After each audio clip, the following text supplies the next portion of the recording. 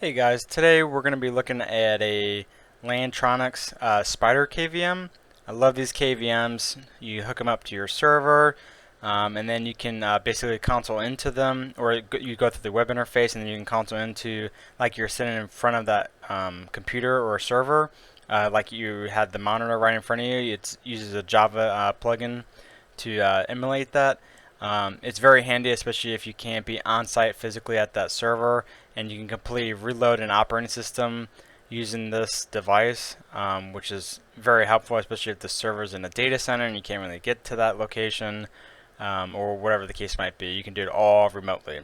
So I'm basically going to be showing you how to reset the password, since I've ran into this issue many times and I don't find a lot of documentation online, so that's why I'm making this video.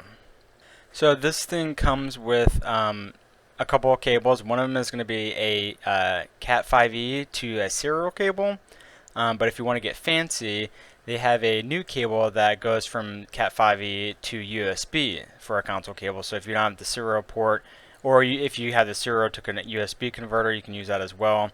But basically, you need to have a Windows machine. Boot this. You got to plug in the power USB cable for the Spider so it boots up. Then you need to plug in the Ethernet into the serial end of the device, and then we can open up PuTTY on our computer, and I'm going to show you how to do that. So we have our PuTTY window open. There's going to be a couple things that we're going to want to change here. Usually once it opens, it defaults to SSH connection type, and you're going to want to switch that to serial.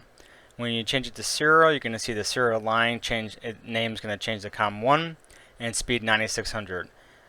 So that's perfectly fine. So go ahead and hit open now.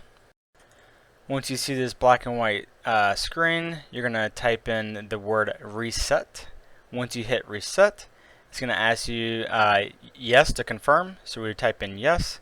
And then once we confirm, it's going to go through that reset process of setting the factory default.